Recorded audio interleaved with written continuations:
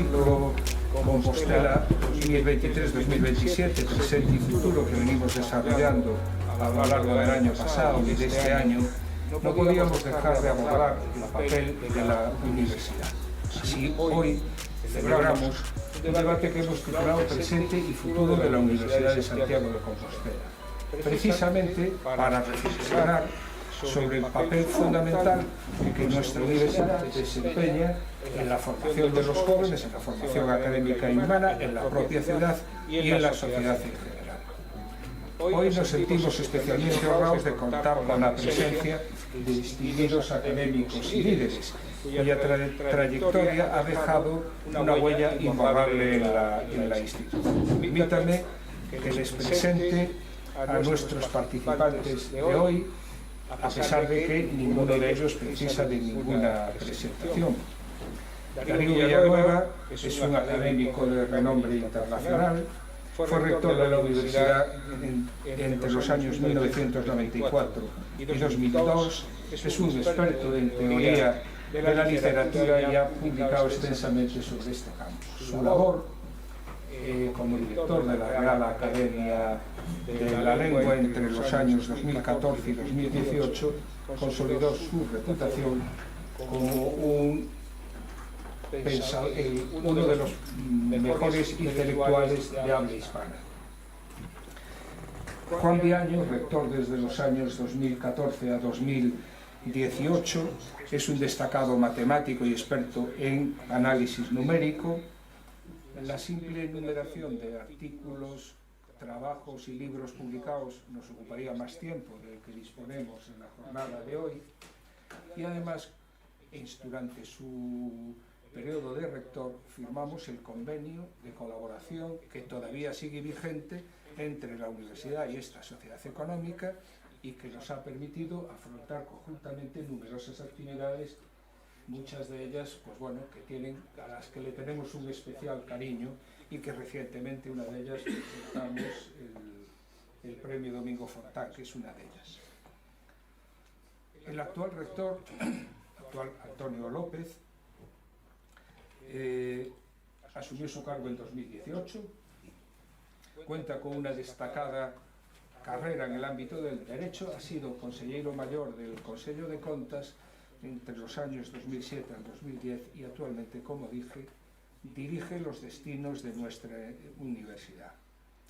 Y conduciendo esta mesa tenemos el privilegio de contar con Emilio Pérez Nieto, primer presidente del Consejo Social de la Universidad de Santiago, cargo que ejerció durante 10 años, y su vasta experiencia en la gestión empresarial y su profundo conocimiento de nuestra universidad lo hacen la persona ideal para moderar este debate. Durante este debate abordaremos cuestiones cruciales de la universidad y del entorno que rodea la universidad. Nuestra esperanza, nuestra ilusión, nuestro deseo es que no se quede en un enunciado meramente, sino que sirva de elemento motivador para seguir trabajando porque nuestra universidad progrese y alcance mayor grado de excelencia. Bueno, sin más, porque venimos con otra finalidad, les informo que esta mesa de debate, como todas las de este ciclo, está siendo retransmitida en directo a través de nuestro canal de YouTube, y a partir de mañana la subiremos a nuestra página web, donde quedará a disposición de cualquier interesado. Y sin más preámbulos, cedo la palabra a nuestro moderador, Emilio Pérez Nieto. Muchas gracias a los ponentes y muchas gracias a ustedes por su asistencia.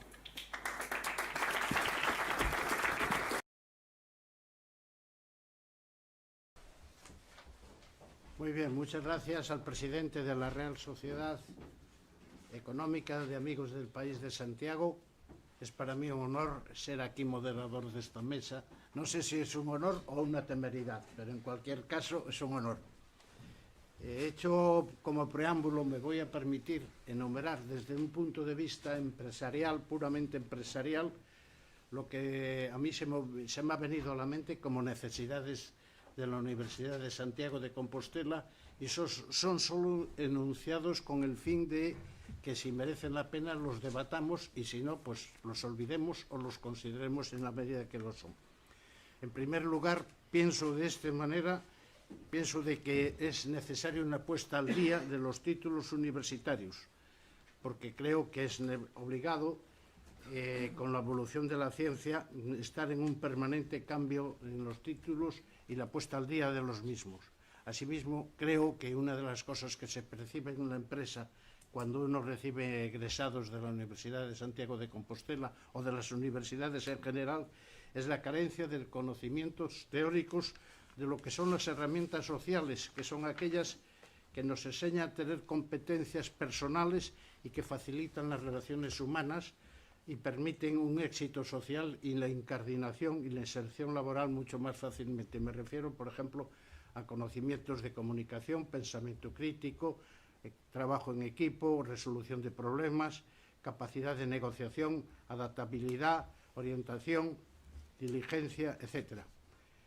Por otro lado, creo que hay que orientarse al reciclaje de los egresados o titulados de la universidad que han abandonado esta hace unos años y que necesitarían volver porque el conocimiento es tan dinámico que prácticamente un título de 5 o 10 años hace falta volver a remodelarse en todo lo que ha avanzado la ciencia y nadie mejor que la universidad para retransmitirlo y para incardinarlo en sus conocimientos.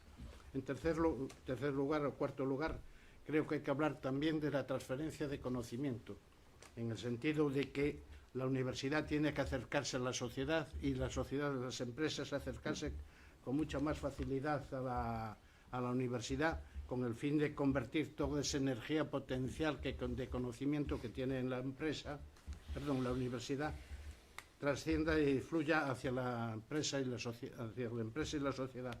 Para ello se requiere una proactividad por parte de la universidad mucho mayor, tiene que dejarse de enquilosamientos y de estar al día en el flujo dinámico de transmisión de conocimiento y de buscar, digámoslo así, clientes entre los que puedan utilizar su conocimiento y su cerebro como una especie de cerebro externo de la empresa. La universidad tiene que, por tanto, agilizar sus mecanismos internos, mejorar sus procedimientos y que permitan de alguna manera ser mucho más adecuados y sean útiles para poder transmitirlos. En definitivo, evitar la burocracia y, por supuesto, interactuar más con la sociedad. Hasta aquí es mi aportación como títulos de un posible debate para el presente y el futuro de la Universidad de Santiago de Compostela. Sin más, yo le agradecería a Darío Villanueva, al profesor Villanueva, que tomara la palabra, porque así hemos decidido que fueran por orden de antigüedad lectiva, no de carnet de identidad. También la otra, sí. O sea que las cosas hay que decirlas, también la otra. Sí. O sea que muchas gracias, Emilio. Yo estoy muy agradecido por esta invitación, porque aunque pueda parecer asombroso, es la primera vez que me encuentro en este recinto de la Sociedad Económica de Amigos del País, que para mí es un templo de lo mejor que ocurrió en nuestra historia moderna a raíz de, en fin, lo que no sin razón se denomina siglo de las luces, del que surgieron algunas de las cosas más importantes que facilitaron el progreso de la humanidad hasta hoy. Y las sociedades económicas, acabo de estar hace unos meses, por ejemplo, en la de Tenerife, en La Laguna, invitado también allí, fueron creaciones de la sociedad civil para favorecer que esas ideas ilustradas, que además eran profundamente pragmáticas, tuvieran la trascendencia que tenían, ¿no? Y por lo tanto, como testimonio modesto de mi gratitud, he traído para la biblioteca de la sede este libro que acaba de salir, que se titula El atropello a la razón, porque es un libro en el que precisamente yo lo que hago es una reivindicación de lo que significó el racionalismo, la Ilustración, el siglo de las luces, porque muy pronto, desde muy pronto, hubo un movimiento de destrucción de la Ilustración que, curiosamente, en un principio encabezaban políticos y pensadores ultraconservadores, incluso reaccionarios, pero que de un tiempo a esta parte, a partir de Nietzsche, está encabezado por pensadores de estirpe completamente opuesta. Y de ahí viene una secuencia que llega hasta algo de lo que voy a tratar hoy, que es esa teoría que para mí es como un virus probablemente más pernicioso que el COVID-19, que es el virus de la deconstrucción. La deconstrucción lo que va haciendo es desmontando todos los principios básicos del pensamiento racionalista y la posmodernidad está muy marcada por esto, ¿no? En fin, nos ha dicho el moderador que primero hagamos una breve exposición, los tres, de lo que nos gustaría tratar aquí, para que luego haya lugar al debate y demás, ¿no? Y probablemente yo, por razones de esa longevidad y esa edad que, sin mencionarla, el comoderador utilizó como criterio para distribuirnos los turnos de palabras, yo no me voy a referir a aspectos muy concretos, muy porcentuales, muy estadísticos, matemáticos, etc. Por otra parte, yo nunca he sido profeta de nada y siento un gran respeto hacia dar ese paso de la profecía y en gran parte, dada la inestabilidad en la que nos encontramos en muchos aspectos, es temerario decir por dónde pueden ir las cosas en todo y también en la universidad. Yo me voy a mantener en un plano más abstracto, más general, pero que creo que tiene incidencia sobre lo que aquí nos preocupa y nos ocupa. Ya que hablaba de la Ilustración, es curioso, y hay que decirlo, los universitarios tenemos que tener autocrítica. El movimiento de la Ilustración, que fue el comienzo de la modernidad y fue el final de la era teológica y el comienzo de la era positiva, en él la universidad tuvo un protagonismo nulo. No me refiero a la de Santiago de Compostela, sino en general. Ya sabemos que ese fue un movimiento desencadenado en Inglaterra primero, luego en Francia, en Alemania, por pensadores, por filósofos, como les llamaban en Francia, que se agruparon en torno a un proyecto que no era universitario, pero que era monumental, que fue el de la famosa enciclopedia de mediados del siglo XVIII, ¿no? Y las universidades quedaron absolutamente fuera de juego. Bien, es cierto que, por ejemplo, Kant acabó siendo profesor en Königsberg, pero a Hume le negaron la cátedra en su universidad natal por razones de tipo religioso. Es cierto también que luego la universidad recuperó el tiempo perdido en el siglo XIX a partir del gran impulso científico que viene de Berlín y que se extiende por todas partes y que alcanza también a la Universidad de Santiago de Compostela en el siglo XIX. Pero el hecho es ese. En la Ilustración, que para mí es el momento de máximo esplendor en la constitución de la modernidad, la universidad estuvo ausente. Ni estaba ni se le esperaba, quizá. Y a mí lo que me preocupa es que ahora, en la posmodernidad, la universidad está teniendo, sobre todo en los Estados Unidos y desde allí irradiando hacia afuera, un papel protagonista, pero en mi opinión absolutamente destructivo y deleterio, que es lo que nace con lo que en los campus californianos de los años 70 se convirtió en ley por la influencia de Herbert Marcuse y otros filósofos europeos, muchos de ellos procedentes de la Escuela de Frankfurt. Marcuse es muy conocido por su libro El hombre unidimensional, pero hay una obra suya que ha tenido una influencia terrible que se titula ni más ni menos La tolerancia represiva, que es como escribir algo sobre el hielo caliente, ¿no? La tolerancia es tolerancia y la represión es represión, pero las dos cosas no caben. Bueno, de ahí viene todo lo que ha derivado en la corrección política como un instrumento de imposición de pautas, de criterios e incluso de modos de lenguaje que nace de la sociedad civil universitaria norteamericana, pero que ha corrido un curso de enorme influencia en todas las capas de la sociedad y también se ha trasladado a Europa. Si bien en Europa parece como si tuviéramos una cierta vacuna y vamos resistiendo más a esto, salvo quizás en el Reino Unido. Y todo esto ha provocado, por ejemplo, que en las universidades norteamericanas a las que yo he acudido con bastante frecuencia, en este momento no exista libertad de cátedra. así de claro.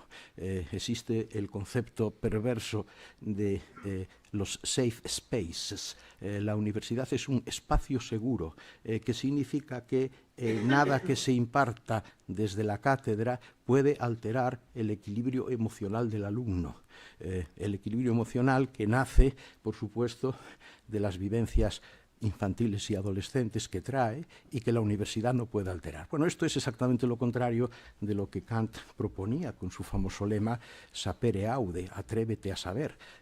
La clave de la Ilustración es esa, que la humanidad salga de la infancia mental atreviéndose a enfrentar los asuntos y, con la aplicación de las luces de la razón, resolverlos de la manera más positiva, ¿no? El asunto de los espacios seguros es terrible y tiene ya unas derivas verdaderamente increíbles, ¿no? Por supuesto, en el campo de las humanidades, que ya ustedes se figurarán que es el que yo conozco mejor, ha llevado a una destrucción total de las referencias culturales básicas de nuestra civilización, en virtud de criterios que han acabado cristalizando en ese término inglés, el woke, por el que se identifica todas las actitudes de aquellas personas y grupos que consideran que son los justos frente a los pecadores que somos todos los demás y que establecen qué es lo que se puede decir y lo que no se puede decir, lo que se puede hacer y lo que no se puede hacer. Hay un instrumento armado, entre comillas, para aplicar estos principios, que es lo que se ha dado a llamar también en Estados Unidos con una palabra perfectamente traducible, la cancelación. La cancelación es un sistema de muerte civil de aquellos que osan romper las pautas de la corrección política que se le impone desde esas instancias de poder que no son tales. Es muy curioso, estamos hablando de una censura posmoderna y, a diferencia de la censura tradicional que muchos de los presentes conocimos en España, es una censura que no ejerce ningún poder establecido. No es censura de la Iglesia, no es censura del gobierno ni del partido. Es una censura que nace de unas instancias etéreas, líquidas, de la sociedad civil, un grupo que dice que tal cosa tiene que dejar de hacerse y de decirse, y a partir de ahí esgrimen como buenos abanderados de lo woke. Esto ha contaminado totalmente el ambiente universitario norteamericano. Bien es cierto que hay unas reacciones muy en fin, intensas y muy positivas que llevan en muchos casos a los que las realizan a situaciones enormemente duras, ¿no? Por ejemplo, un arquitecto español muy famoso, Alejandro Zaera Polo, fue, por su prestigio, contratado como decano de la Universidad de Arquitectura de Princeton. Es muy curioso porque la Facultad de Arquitectura de Princeton no está encuadrada en el área amplia de la ciencia o de la tecnología, sino que está en el ámbito de las humanidades y de las artes. Y, en consecuencia, allí ha dominado totalmente el pensamiento deconstructivista que ha conducido a unas situaciones que Alejandro Polo intentó corregir. Y el resultado es que salió en fin, expulsado de ella. Ha escrito un libro donde cuenta todo esto, la forma de censura que en el pensamiento, bueno, en Princeton ha habido cosas muy duras. Por ejemplo, un español de lengua, el profesor Alonso, de origen leonés, fue expulsado porque un día era profesor de lengua hablada, no era un teórico de la lingüística, pero tenía muy buen prestigio, ¿no? Entonces, un día con un alumno con el que tenía confianza, hablando, le dijo, mira, tú lo que tienes que hacer es ponerte en serio a estudiar y dejar de tocarte los cojones. Entonces el alumno lo denunció ante la rectora y el profesor Alonso fue expulsado y a la semana se suicidó, simplemente por la aplicación de uno de esos códigos, entre otros muchos, que es el de la corrección política, que tiene también otra variante terrible, que es el de la apropiación cultural. Según esta, las culturas son intocables y cualquier gesto de aproximación de alguien que pertenece a una cultura a otra es un gesto imperialista de apropiación y de intento de sumisión. Y esto, en fin, ya se pueden imaginar lo que significa. Según la regla de tres, los gallegos no podríamos ya estudiar ni decir nada sobre la cuenca del Genil y los andaluces nada podrían meter de su atención y de su estudio en cuestiones relacionadas con la industrialización vasca del siglo XIX, ¿no? Bueno, la situación es esta. Entonces, a mí me preocupa mucho la continuidad de esta manera de pensar, de este virus, de este inficcionamiento, porque, ojo, ¿qué ha ocurrido? Aunque es algo que ha nacido en los campus universitarios, en el ámbito de la sociedad civil, yo veo con preocupación que los poderes, tanto ejecutivo como legislativo, en algunos países, están asumiendo los principios de esta corrección política, de esta cancelación, estableciendo códigos. El último, por ejemplo, Stanford, el año pasado, no, en el año 2020, ha establecido un código contra lo que llama el harmful language, el lenguaje nocivo. Y entonces ahí pues, se dicen cosas como que, por ejemplo, no se puede utilizar la palabra cadáver. En fin, vosotros los forenses pues tendríais que someteros a ello. Hay que utilizar persona no viva o persona metabólicamente diferente. Y tantas y tontas cosas más que si se cuentan parecen que se está ridiculizando la causa. Ojo, detrás de esto muchas veces hay causas muy nobles, sin duda alguna.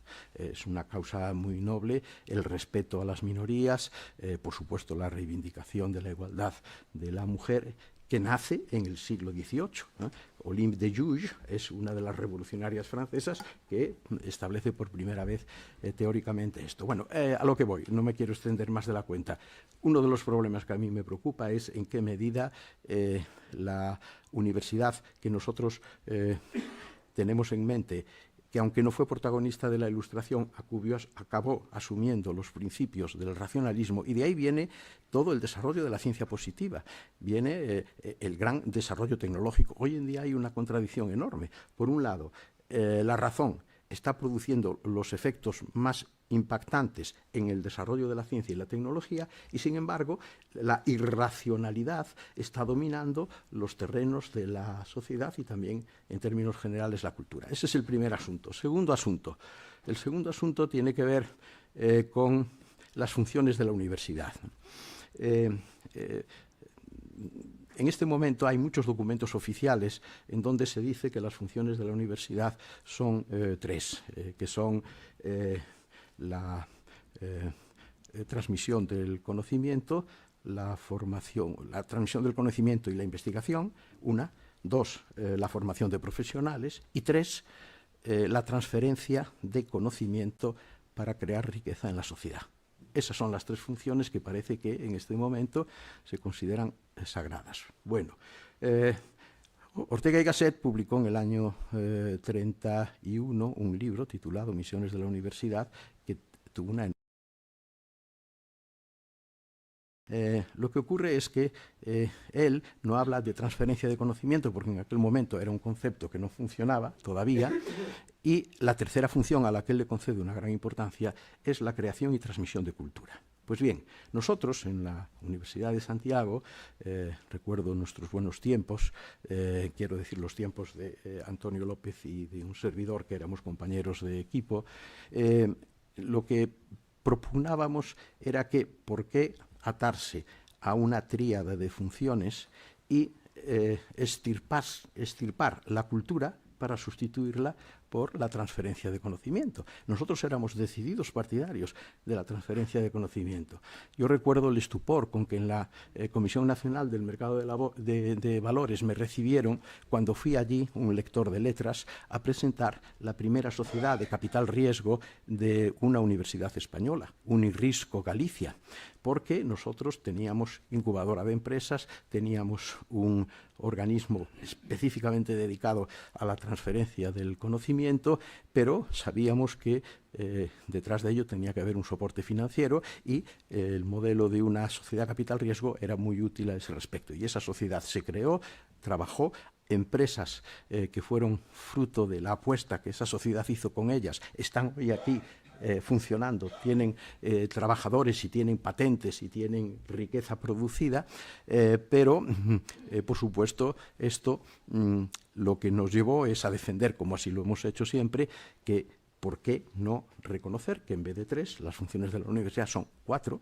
Es decir, las 3 tradicionales, entre ellas la creación y la promoción de la cultura y luego la transferencia de conocimiento a la sociedad. Yo no le veo ninguna incompatibilidad a una cosa con otra, porque, entre otras razones, la cultura también es una industria. La Escuela de Frankfurt habló por primera vez de las industrias culturales y la cultura genera riqueza. Incluso a veces crea más riqueza que la que puede crear una promoción industrial o comercial de un sentido más pragmático, al menos aparentemente. Y además, yo esto lo relaciono con un problema que percibo en nuestra sociedad, y es una profundísima desculturización que se ha generalizado, ¿no? Que está a veces solapada con ese predominio del mundo digital, de las redes sociales, en donde todo vale, en donde ya no cuenta para nada el criterio de solidez, de razón, de ilustración, que antes era lo que animaba a que alguien diera el paso al frente de manifestarse. Hoy en día a veces me da la sensación de que hay un terrible empoderamiento de la ignorancia y ¿por qué no decirlo?, también de la estupidez. La estupidez es una condición humana que está ahí, el que no se sienta concernido que tire la primera piedra, y han escrito mucho sobre ella figuras que todos tenemos en mente. Esa sería, pues, la segunda línea de mi exposición. Y la tercera es qué va a ocurrir con el desarrollo rampante de la inteligencia artificial, que va a afectar a todas las esferas de la vida, pero que sin duda alguna va a afectar, si no está afectando ya, a la propia universidad, ¿no? Es un asunto muy delicado. Todas las evoluciones tecnológicas tienen un lado enormemente positivo, pero también tienen efectos colaterales. El primero en que advirtió tal cosa fue nada más y menos que Sócrates. Para él la gran revolución tecnológica del momento era la escritura alfabética, y él se puso en contra de ella, porque decía que al poder dejar por escrito constancia de los hechos del pasado, la humanidad iba a perder la memoria. Bueno, esa profecía suya no se cumplió, efectivamente, pero apunta en esa dirección. Las nuevas innovaciones, McLuhan decía que las nuevas tecnologías significan prolongaciones de nuestros sentidos y por ello acaban modificando la propia condición y la propia naturaleza humana. La inteligencia artificial, claro que lo puede hacer, pero lo puede hacer en unos términos enormemente peligrosos. Por ejemplo, acabar de destruir definitivamente algo que los contradictores de la Ilustración han luchado por conseguir, que es el descrédito absoluto de la verdad. Ya no hay verdad posible, todo es absolutamente relativo. Hay una especie de anarquismo epistemológico que incluso llega a algunos teóricos de la ciencia, como Feyerabend. Feyerabend en sus memorias dice, él también es de estos alemanes, que viene concretamente del pensamiento recio de la filosofía alemana ilustrada, pero que cuando llega a California pues se cae del caballo de Damasco, y en sus memorias dice, yo dejé de explicar los fundamentos de la física porque al estar rodeado de estudiantes procedentes de minorías, decirles lo que era la ciencia que yo sabía me parecía la misma actitud de un negrero que maltrata a sus esclavos, ¿no? Bueno, pues esta manera de pensar que está arraigada en una determinada, que conduce, por ejemplo, al negacionismo científico, que es otro problema que ahí tenemos, la negación también de las vacunas, las interpretaciones conspiranoicas de casi todo, todo esto con la inteligencia artificial tiene una potencialidad verdaderamente ilimitada, ¿no? Se puede crear la realidad, se puede manipularlo todo, se va definitivamente a destruir el criterio de confianza en aquellas cosas que hasta cierto momento lo tenían, ¿no? Esto en la universidad, ¿qué significa? Pues ya lo sabemos, el ChatGPT pues permite dentro de poco hacer tesis, ya permite hacer trabajos de fin de grado, trabajos de fin de máster, y en consecuencia yo a esto, y lanzo esta última propuesta, soy decidido partidario de que la universidad en el futuro sin negar, por supuesto, la inteligencia artificial y aprovechándola en todo lo muy aprovechable que tiene, regrese a la esencia humanista de los principios, casi diríamos, socráticos. Es decir, la transmisión directa del saber del profesor al alumno con el retorno que el alumno le proporciona al profesor. Eso es lo que decía también Sócrates, que la sabiduría solo se puede transmitir por este procedimiento, por este canal, que es un canal profundamente humanista, en donde delante del profesor hay otra persona y esa persona, que es el alumno, también tiene delante a otro, que es el profesor. Nada más. Muy bien, muchas gracias.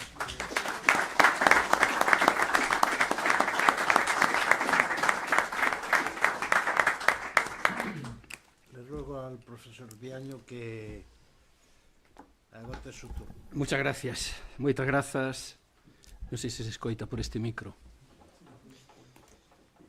Boas tardes a todos. En primeiro lugar, agradecer a invitación que me teñen pasado e para intervir neste debate que, polo que levamos escoitado, vai a ser interesante.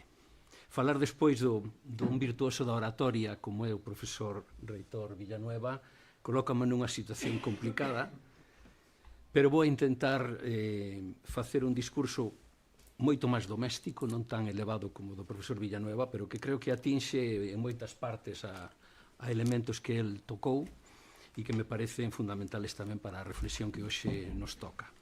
Comenzarei por decir que seguramente existe un consenso entre todos que me escoitan en que nos últimos 40 anos, desde a promulgación da primeira lei democrática na universidade, pois a sociedade en xeral ten feito un esforzo colectivo e os universitarios un esforzo colectivo entusiasta e cheo de ilusión, porque en realidade o que tiñamos que facer é levantar as universidades, tiñamos que construir as universidades modernas, e iso se foi facendo co esforzo de todos, infraestructuras, un enramado normativo que permitiu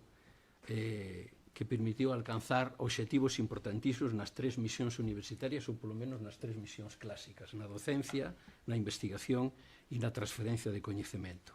Creo que a sociedade pode estar orgullosa dese esforzo e dos logros que alcanzamos.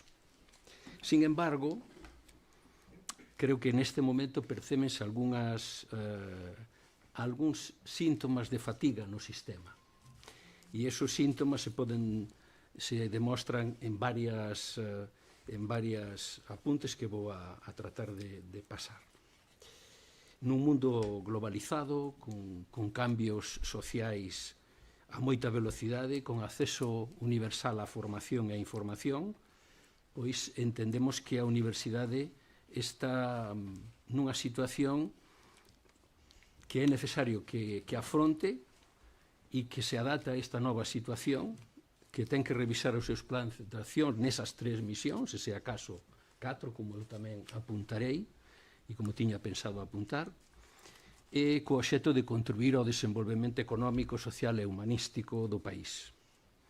En xeral, quizá esta fatiga se podría decir que se observa nun desapego maior dos universitarios hacia a actividade hacia a universidade. Creo que perdemos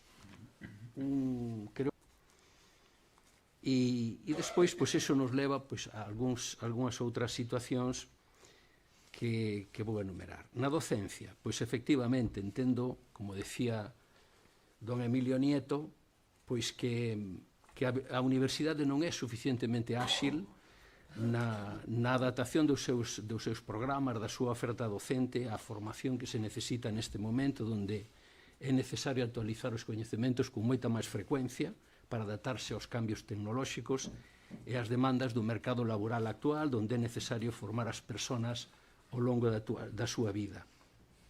Creo que é necesario revisar eso, e iso será feito, ou debería ser feito, con unha burocracia menos abundante que a do momento actual. Creo que a burocratización, a excesiva administración para esos cambios, pois fai que nos retraigamos efectivamente en actualizar os nosos programas máis rapidamente. Tamén entendo que unha certa falta de autonomía das propias universidades nese aspecto en concreto creo que tamén pode retraer e digamos, agravar esa situación.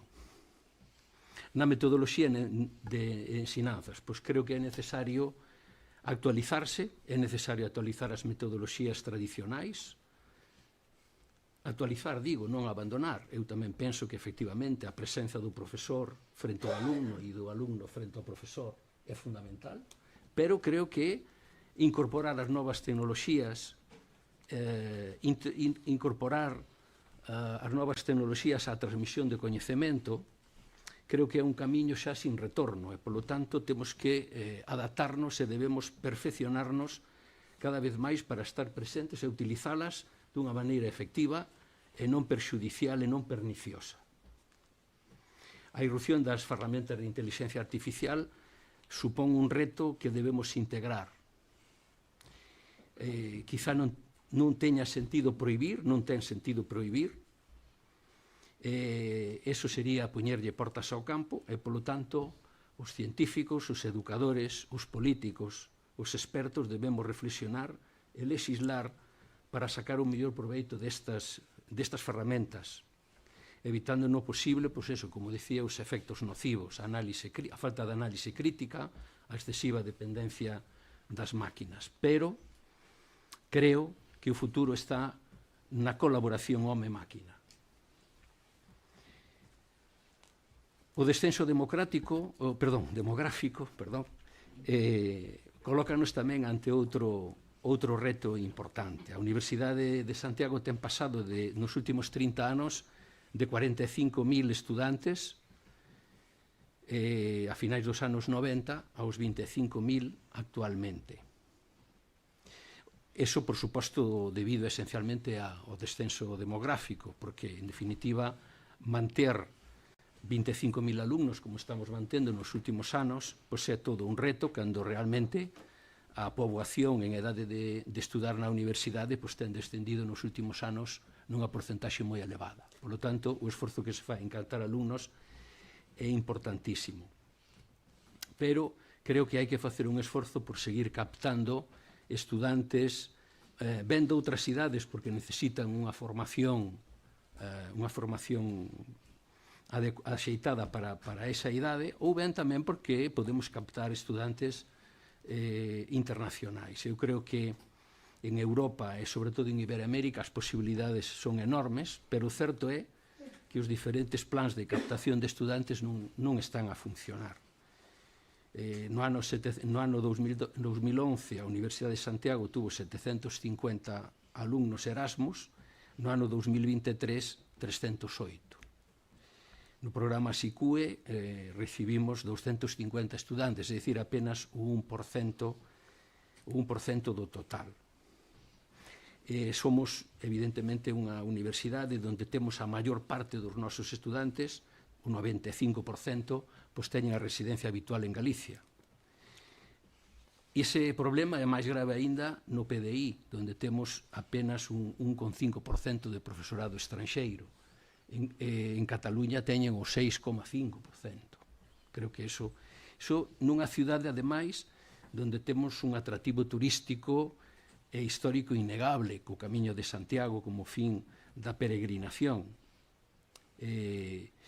Creo que nese sentido, e non é a primeira vez que o teño dito, creo que Galicia e España necesitan un acordo político global con os países iberoamericanos para eliminar barreiras académicas e tamén barreiras económicas que permitan dar resposta a estas demandas de formación. É certo que nós non temos o atractivo do idioma inglés que poidan ter Estados Unidos para estudantes iberoamericanos, pero si temos o atractivo contrario, que é o mesmo idioma e unha mesma cultura compartida. Temos unhas plantillas avellentadas, a idade media do PDI na USC é de 54 anos, 54 e medio. Somos unha das plantillas máis envellecidas da universidades españolas e creo que isto se lle está intentando poñer remedio, pero creo que tamén aquí é necesario recabar dos poderes políticos unha implicación maior para revertir esta situación. Temos que captar talento xoven, profesorado xoven, galego, español ou no estranxeiro, pero temos que captar talento xoven. Na investigación, pois non cabe dúbida tamén que en España nos últimos anos se teñen beneficiado de apostas importantes dos gobernos democráticos e creemos que o sistema de investigación ten algunhas fortalezas que sería interesante reseñar, pois centros de investigación de gran prestixio, institucións de excelencia, redes e consorcios que facilitan a colaboración interdisciplinar, iniciativas de financiamento e participación en programas nacionais e internacionais, infraestruturas e equipamento. Moitas institucións contan con esas instalacións que permiten facer unha labor investigadora avanzada. Os nosos programas de doutoramento forman e preparan para investigar dunha maneira axeitada. Aínda así, pois, hai eivas importantísimas que no futuro habrá que ir correxindo. Rapidamente o financiamento insuficiente da investigación, a inversión en investigación e desenvolvemento en España é baixa en comparación coa media europea. España está no 1,43% do Produto Interior Bruto, cando en Europa están no 2,15%. En Galicia estamos por debaixo do 1%, e só no ano 2007 pasamos do 1% ao 1,04%, pero xa non se volveu a pasar. Hai unha precariedade laboral nos investigadores xoves importantísima. Os investigadores teñen que afrontar condicións laborais precarias, con contratos temporais e baixos salarios. E iso está incidindo tamén na fuga de talentos que antes mencionei. A colaboración público-privada é moi limitada. A colaboración entre o sector académico e o sector productivo é relativamente baixa. E existen poucos incentivos tamén para que as empresas invirtan en investigación e colaboren coas universidades.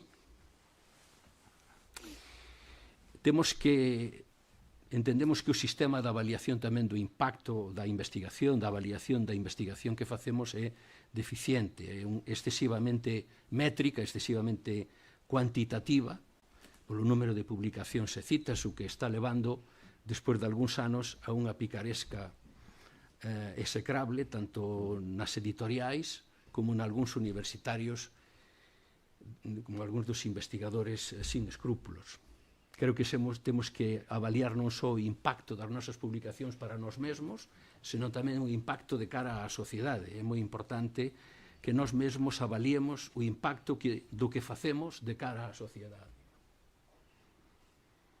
Creo que o recoñecemento desa investigación tamén é limitado e creo que por parte da sociedade, por parte dos poderes públicos, a investigación e o tempo invertido e os recursos invertidos non son valorados suficientemente ou recoñecidos suficientemente.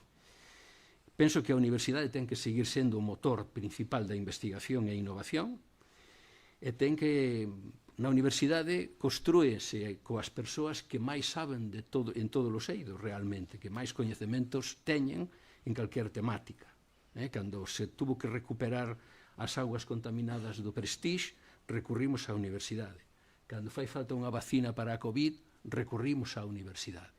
Problemas onde en ningún sitio se lle pon solución, procúrase que sexa a universidade.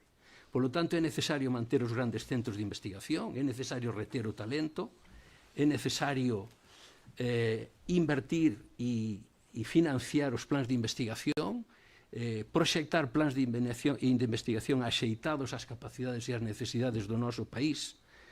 Temos un medio mariño, un medio forestal, un medio gandeiro, agrícola, biotecnolóxico, de saúde e benestar, ou de inmersión humanística e da industria da cultura, como ben falaba tamén o profesor Villanueva, e, polo tanto, temos que facer un gran esforzo por adaptarnos a esas necesidades e contribuir ao desenvolvemento económico. Ten que haber unha maior concienciación social da importancia da investigación. Eu creo que son apostas irrenunciables. E a comunidade científica tamén ten que aproveitar o espectacular desarrollo da tecnoloxía. E iso temos que usar as máquinas, as supermáquinas, as nanomáquinas, que están transformando a nosa sociedade. temos, como xa dixen antes, temos que abordar estes avances con precaución e con ética, pero coa responsabilidade de que humanos e máquinas temos que colaborar. A espectacular avance da inteligencia artificial e da supercomputación son grandes retos e témolos que afrontar tanto en España como en Europa, eu creo, porque senón imos a quedarnos fora de xogo. O avance é de tal magnitude que quizá non alcanzamos aínda a ver todo o seu potencial.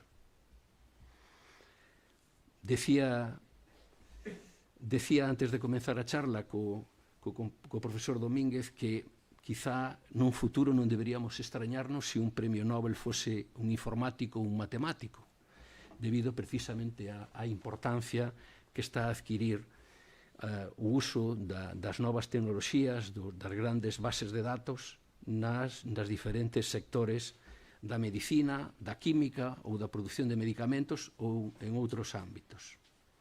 Pero existe unha gran brecha tecnolóxica moi importante entre Europa e Estados Unidos ou Asia. Ningunha máquina en Europa ten procesadores europeos. E non podemos seguir así, porque por razóns estratégicas e de supervivencia, a guerra dos chips é un problema xeopolítico de primeira magnitude. Quizá a última oportunidade de Europa para ter acceso a tecnoloxías que poden implementarse as ideas xeradas, pois teña que vir de fabricar chips. Se non dispoñemos desta tecnoloxía, pois imos a ser os árbitros nun partido sen xogadores. Sen universidades non haberá chips. Finalmente, referireime brevemente á transferencia de coñecemento. Nos últimos anos, e o profesor Villanueva tamén o mencionaba, a transferencia de coñecemento á sociedade por parte das universidades pois tense desenvolvido dun xeito espectacular. Creación de empresas de base tecnolóxica, rexistro de patentes, software científico. E hoxe ninguén discute que a universidade ten que coidar esta misión. E ten que seguir sendo así para que o coñecemento que xeramos retorne á sociedade en forma de medicamentos, de alimentos, de medios técnicos ou de programas sociais. De cara ao futuro, creo que é moi importante aproveitar as posibilidades dos medios de comunicación para aumentar o impacto social dos avances do coñecemento. É moi importante que as universidades, como depositarias do saber humano, adestren a sociedade para protexerse frente ás influencias negativas. E aquí vou conectar co que decía o profesor Villanueva. Influencias negativas que se propagan nestes medios. As universidades teñen que exercer o seu liderado científico e convencer aos que non creen no poder do coñecemento, como son os antivacinas, os terraplanistas, os negadores do cambio climático, etc. Nese sentido, a universidade ten que abrirse máis á sociedade e trasladar verdadeiramente o que se fai dentro delas, en xeral, e no noso caso, na nosa universidade, a cidade en particular. Vivimos demasiado ensimesmados en nós mesmos e, polo tanto, debemos adaptar tamén a nosa actividade a proxectala á sociedade en xeral, o home e a muller da rúa. E iso se pode facer a través de diversos instrumentos, algúns dos cales temos posto en marcha, e outros que creo que se pode profundizar neles. A adaptación das necesidades de revisar os nosos programas conectando coa sociedade, coas empresas, de facer prácticas de empresa axeitadas, desenvolver programas de estudo conxuntos coas empresas e favorecer prácticas profesionais relevantes, creo que iso axudaría a que se nos conezca máis. Aumentar a presencia nos medios, pero de forma positiva. Temos que aparecer nos medios, pero sempre con noticias en positivo, de traballo desenvolvido e dos éxitos alcanzados. E non prometer tampouco soños inalcanzables, como a veces se proxetan algunhas noticias. Cando hai un pequeno avance médico xa parece que xa imos a resolver todos os problemas. Creo que iso non é informar en positivo, é formar en soños.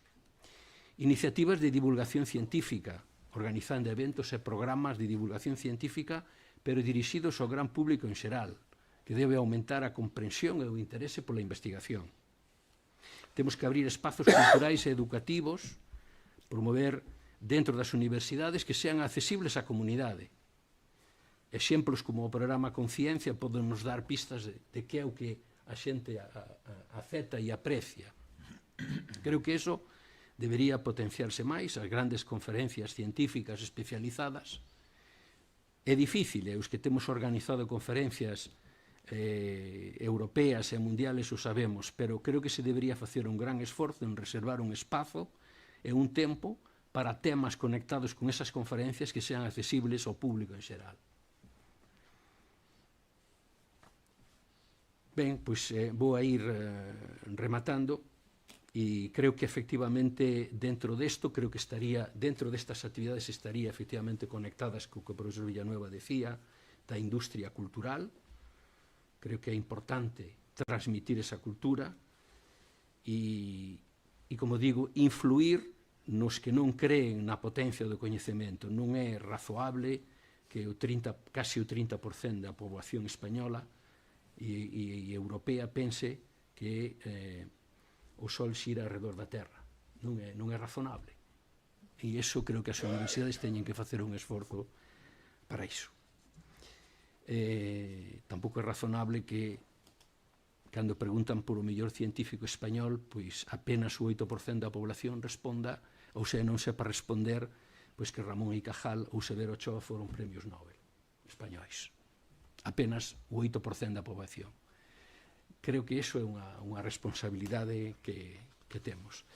Pois nada máis, claro, todo isto creo que pasaría evidentemente por unha gran reflexión, unha reflexión ben conxunta e, sobre todo, un plan estratégico de verdade, un plan estratégico que proxeta a nosa universidade de aquí a 10 anos, por exemplo, e que se poidan incorporar algunhas destas ideas se parecen boas ou outras que seguramente serán mellores e que eu non tuve a capacidade de transmitir. E vou deixalo aquí. Moitas grazas.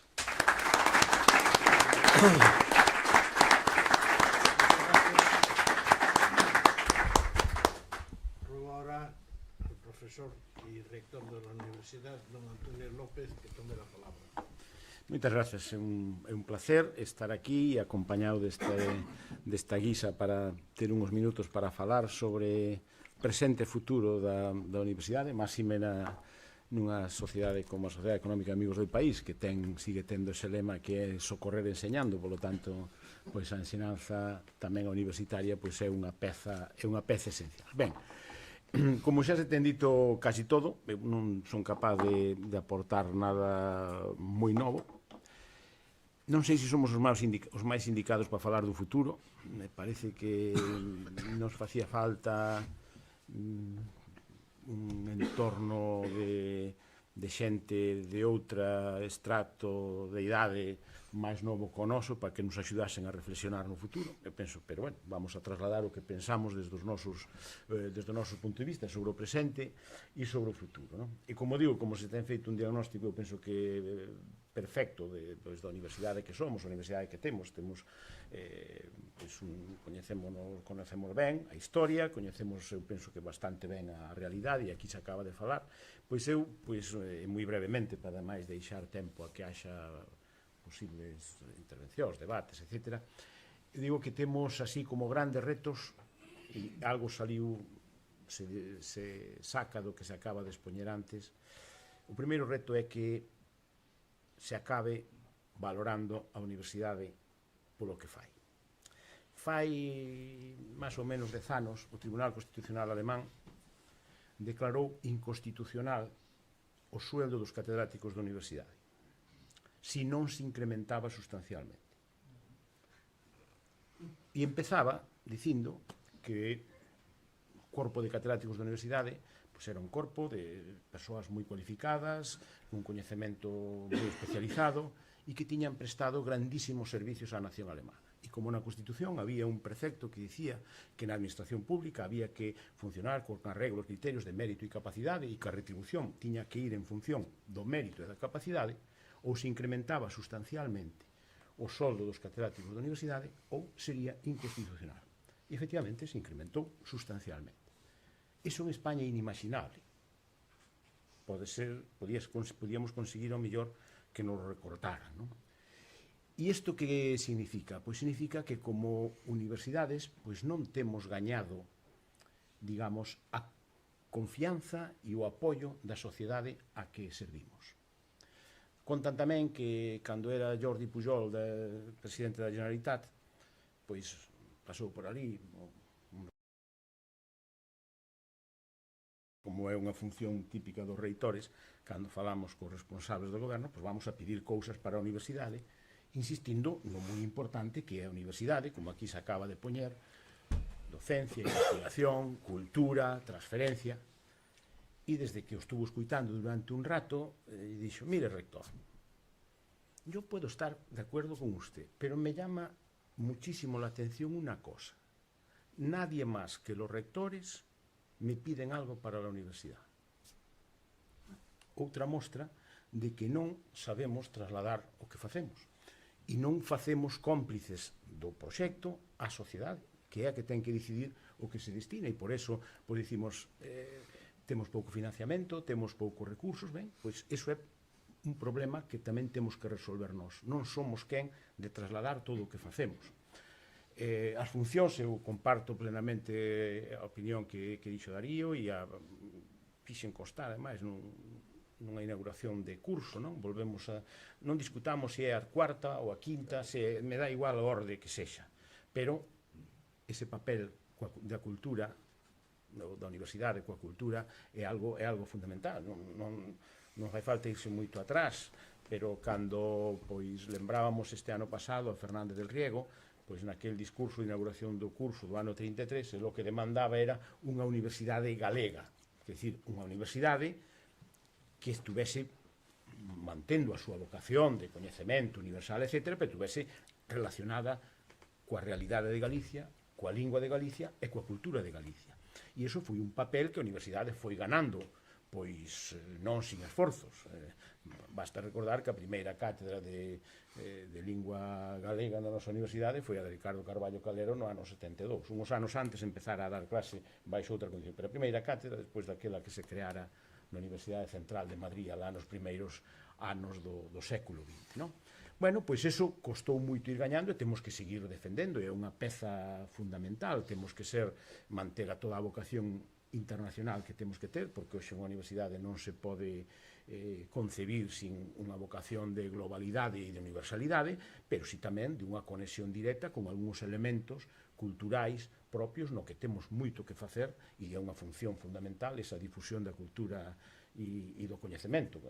Castelao dicía que seguía vendo a Universidade de Santiago como ese gran cerebro de Galicia espallando cultura e coñecemento máis alá dos lindes naturais da terra. Bueno, pois ese papel é fundamental, pero temos que convencer a sociedade do que facemos, non?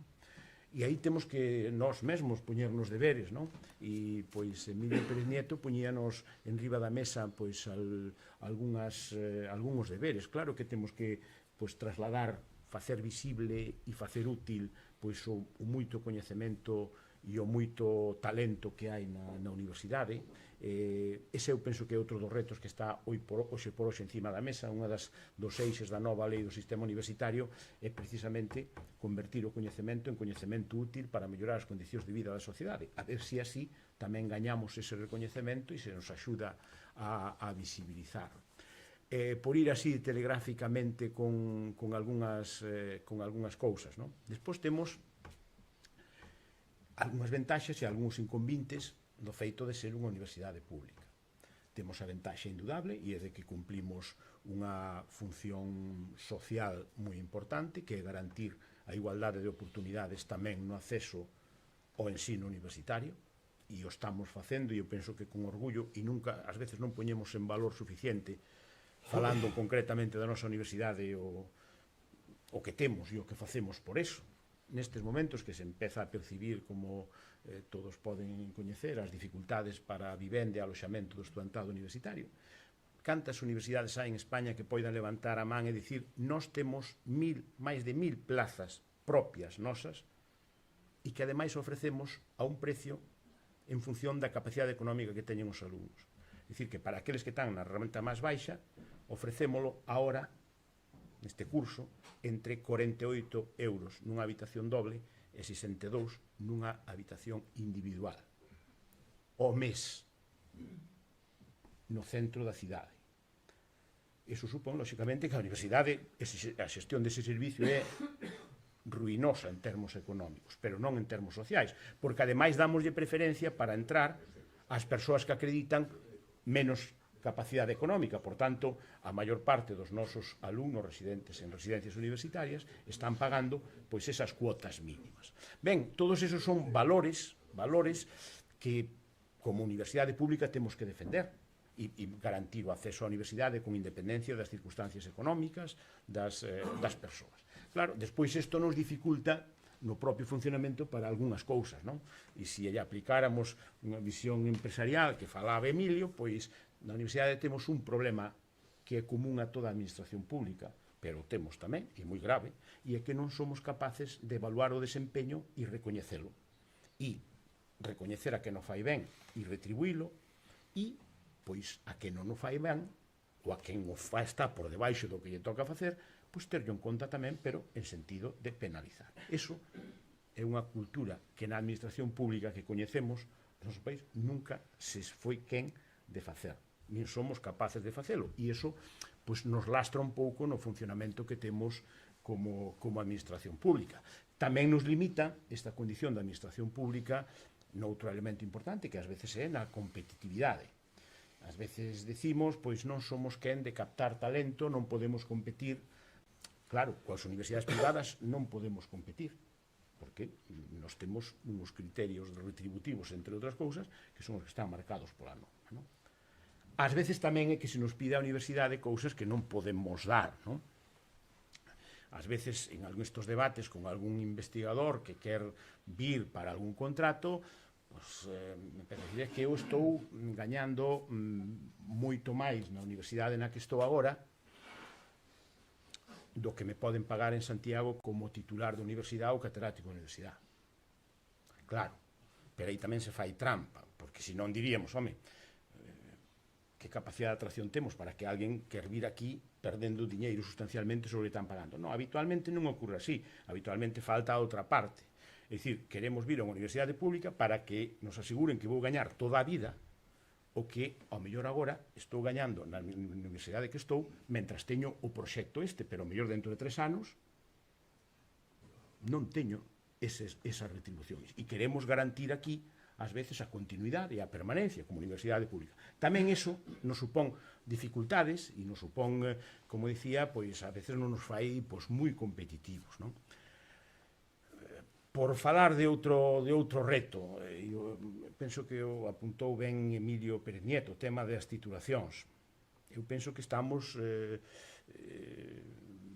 nunha deriva, eu penso que non acertada, cara á superespecialización do coñecemento. Tamén nos niveles formativos, digamos, iniciais, de grau. Pois xa, cando entramos en formación de posgrado ou doutoramento, aí já falamos de outra cousa. Pero en grau, a mí me parece que camiñamos hacia unha superespecialización do coñecemento. E hai algún dato que merece a pena reflexionar, non? Fai 100 anos, a Universidade de Santiago se conformou con 5 facultades, non? As que estiveron aí hasta o ano 75, onde a partir de aí eclosionaron os estudos e as facultades. E hoxe temos 25.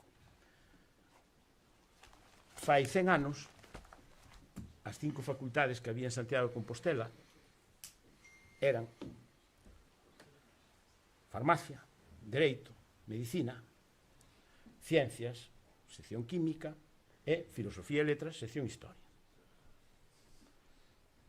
Hoxe sigue habendo unha facultade de farmacia e un grado de farmacia. Sigue habendo unha facultade de medicina e un grado de medicina. E sigue habendo unha facultade de dereito e un grado de dereito. E, ao redor deso, eclosionaron outros estudos xenerando, pois, un número de títulos que agora estamos polos 60, todo digo de memoria, pero de grau debamos andar 68 ou 69 títulos de grau. Bueno, algo nos podíamos sacar desa lección, non? Eu penso que por que medicina sigue sendo un grau solo cando seguramente podíamos facer 4 ou 5 graus, non? E seguramente está aquí o que foi decano de medicina e hai médicos ilustres na sala. Penso que seguramente moitas das especialidades darían para un grau, non? Perfectamente. Pero parécenos seguramente que cando alguén se dedica a pensar na saúde das persoas é convinte que teña un coñecemento xeral, que sexa cardiólogo, que saiba do corazón, pero que saiba algo máis, non? Ou se é oftalmólogo, que saiba da vista, pero que saiba algo máis, que non estudie solo eso. Iso en outros ámbitos se perdeu e parcelamos absolutamente o coñecemento con uns niveles tan específicos na formación básica universitaria, na formación de grau. O sea, non me refiro ao mestrado ou ao doutoramento, non?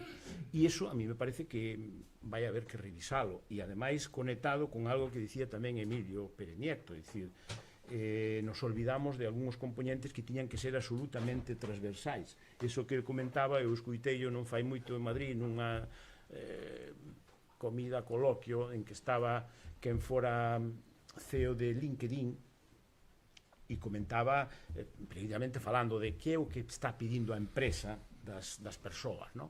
E a conclusión era as cousas cambian moito e moi rapidamente e hoy se pide este perfil destes coñecementos, mañá que pero hai unhas cuantas cousas que non cambian e que se siguen demandando sempre e que son fundamentais e son esas que comentaba Emilio, esas, chamémoslle así, soft skill, que me chaman agora, que é capacidade de liderazgo, capacidade de análise e de proposta de solucións, de traballo en equipo, entendemento, relacións, bueno, pois eso a mellor lo estamos perdendo tamén como parte da formación e estando facendo unha formación super especializada no coñecemento, non? E despois mirando e que outras cousas temos inmediatamente por diante, temos pois estamos nun marco europeo, temos un reto de internacionalización pois polo menos que está apuntado aí, non sabemos en que se vai a concretar, non? Pero todo este proxecto das universidades europeas ou dos consorcios europeos pois, bueno, é a gran aposta de Europa mirando cara ao futuro das universidades. Agora se está empezando a dar un paso máis, é dicir, vamos a tratar de darlle algún estatus xurídico a esta nova realidade que son os consorcios europeos, que hasta agora non son máis que grupos de universidades. Na Universidade de Santiago tamén estamos aí, un consorcio en Uniwell, un consorcio alrededor da idea do benestar, pero empezar a falar, pensemos en algo máis, daí hai que darlle un estatus xurídico a esa nova realidade, non? Igual que se empeza a falar, e está posto aí, pois, o venres antes de Semana Santa, se puxeron os documentos en riba da mesa, nos títulos europeos. Vamos, isto vai a levar muitísimo tempo, porque aquí se puxeron sobre a mesa tamén algunhas das dificultades, non? A Universidade de Santiago puxo en marcha coas universidades portuguesas 2 programas de máster, 2 programas de doutoramento, e hai aquí xente na sala que os coñece ben porque está implicado neles, e costou enormidades sacalos adiante, e iso que falábamos de universidades da rexión norte de Portugal e universidades galegas con toda a conexión que temos lingüística, cultural, económica, etcétera, pero con todos os trámites administrativos increíbles, 2 legislacións, 2 procesos de acreditación, 2 procesos de verificación.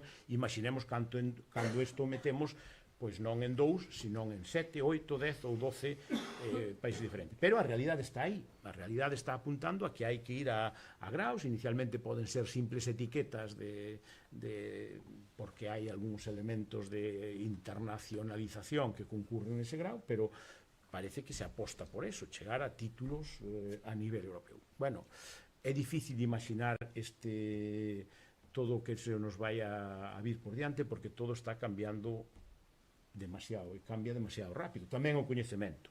E volvendo aos títulos, unha de dúas, ou hai un proceso de reciclaxe natural, ou a mellor temos que empezar a expedir os títulos con data de caducidade. Non pode acabar os seus estudos e dicir, agora, hasta que me xubile, pois a traballar con esta formación, porque xa digo, o coñecemento, sobre todo nestes últimos anos, acelerouse e o cambio é tan radical que non vale eso de estudiar uns anos e estar para toda a vida, non? Aí está tamén outro reto novo por diante, que é o tema relacionado en parte con isto, o tema das microcredenciais, non? Xa non só formación de grau, formación de máster, doutoramento, sino tamén formación moito máis acotada, moito máis limitada, pero moito máis ligada a capacidades concretas, ou habilidades concretas, ou a formación concreta. Bueno, son moitos dos novos retos que temos por diante. O que si teño claro é que pois a universidade vai seguir estando aí, vai seguir cumprindo pois a misión que lle toca nestes ámbitos que xa se mencionaron aquí. Ben, é verdade que o escenario é moi cambiante e eu non sei se somos quen de imaginar todo o que pode cambiar e a velocidade que pode cambiar. Xa se falou da inteligencia artificial. Eu penso que está aí, vai nos obligar a cambiar os métodos e os procesos de aprendizaxe que temos na universidade, pero eu penso que o mellor nos obliga a cambiar máis. E é a propia esencia de que aprendemos e que coñecemento transmitimos na universidade. Non só como facemos, que iso é obvio que vai a cambiar, sino mellor hai que facer unha reflexión máis profunda e é que é o que temos que xerar e transmitir como parte da formación universitaria, porque a revolución é absolutamente total, non? Bueno, por iso digo que dicía Darío que é difícil facer de profeta, moi difícil, pero, bueno, temos un futuro con moitos retos por diante, moitos máis cambios, vai haber cada vez máis cambios. Eu penso que a universidade cambiou máis nos últimos 40 anos do que cambiara nos 480 e pico anteriores, a nosa en concreto, e o que nos ven por diante é moito máis cambio e moito máis rápido, non? Pero, bueno, eu penso que vai a seguir estando aí xogando o papel que lle toca e que temos que, eu penso que o grande reto é convencer a sociedade do papel que xogamos e do que lle aportamos a sociedade. Nada máis, gracias.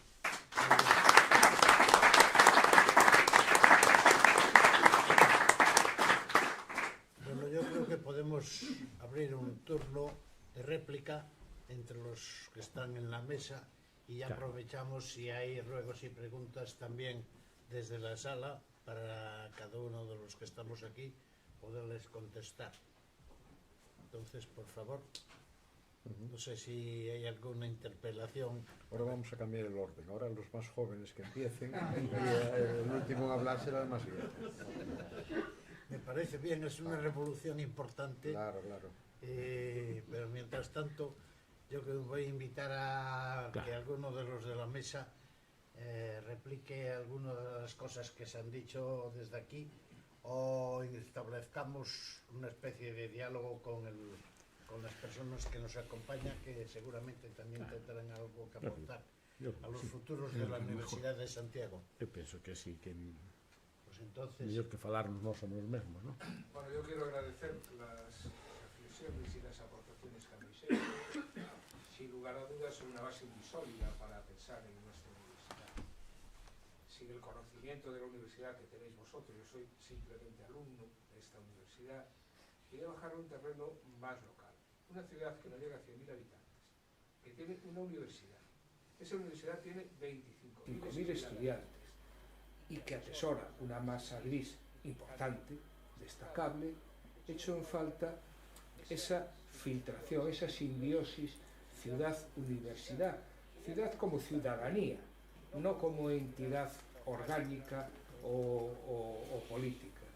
Me da la impresión de que una de las carencias que tenemos y que pusisteis de manifiesto es precisamente esa transferencia de conocimiento a nivel local.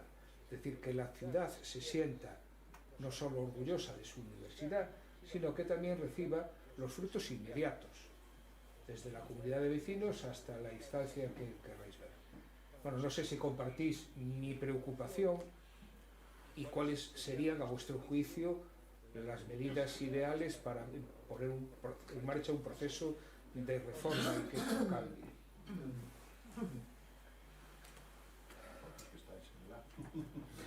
Eu creo que toquei ese tema un pouco na miña exposición, porque efectivamente entendo que, en certo modo, cando eu falaba do ensimesmamento da universidade, creo que unha parte é vivir de costas á cidade, a cidadanía, digamos, non a cidade tanto, sino a cidadanía. Eu entendo que a universidade tería que facer un esforzo maior nese sentido. actividades de todo tipo que conecten os expertos no coñecemento, os que atesouran o coñecemento que se supón estamos na universidade, coa cidadanía en xeral. E iso en base a actividades que poidan atraer e que poidan interesar á cidadanía.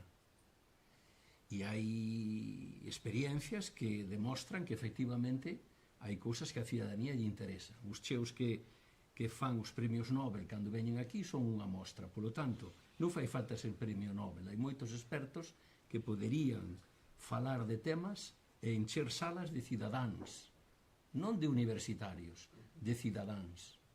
E eu creo que eso faría que nos coñeceremos mellor, faría unha sociedade máis culta e a cidade, os cidadáns, aproveitaríanse de ter a universidade na súa cidade. Porque aquí veñen expertos todos os días, expertos mundiais, e que probablemente pasan desapercibidos para a maior parte dos cidadáns que viven aquí. E eu creo que aproveitar ese paso é algo que podemos facer, non? E que tería beneficios en moitos sentidos.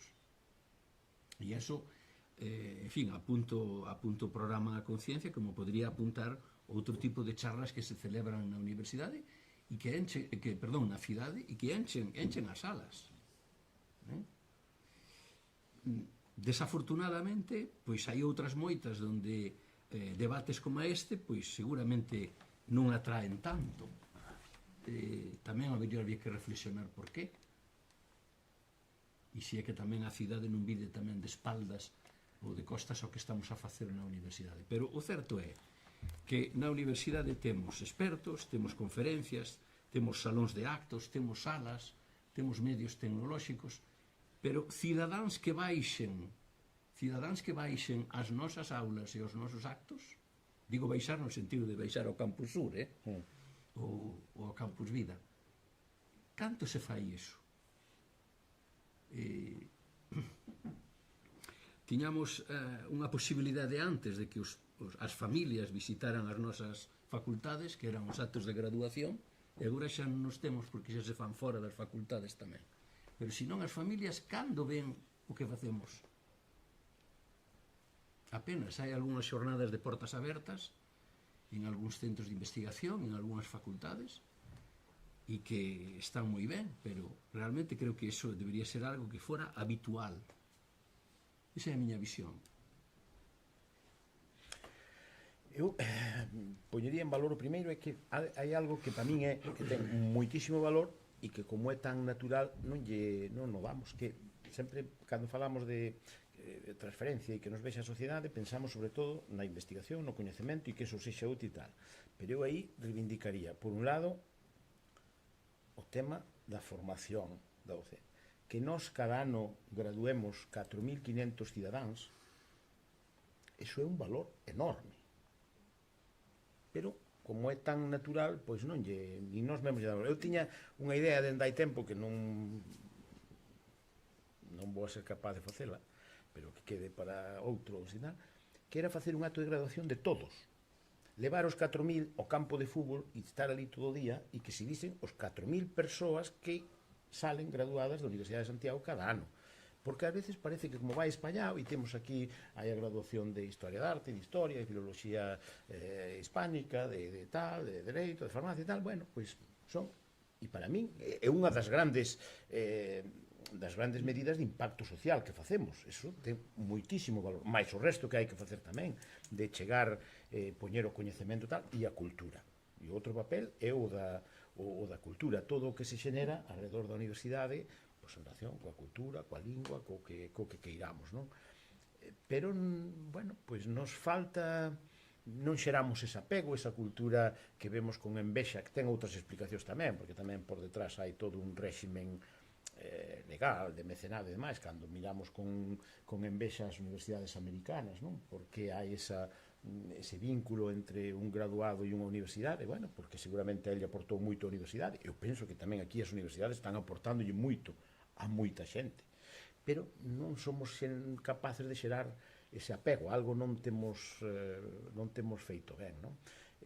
Pero, bueno, temos que seguir traballando, e se fan cousas que ás veces non lle damos e non chegan a percibir o valor que teñen, non? Por poñer un exemplo concreto, aquí, dentro da Universidade de Santiago, e con a Cámara de Comercio e demais, se fixo un proxecto que foi a Bioincubatec, unha bioincubadora tecnolóxica, financiada con fondos europeos, a que se concurriu a un concurso a nivel nacional, que se adjudicaron 11 en toda España.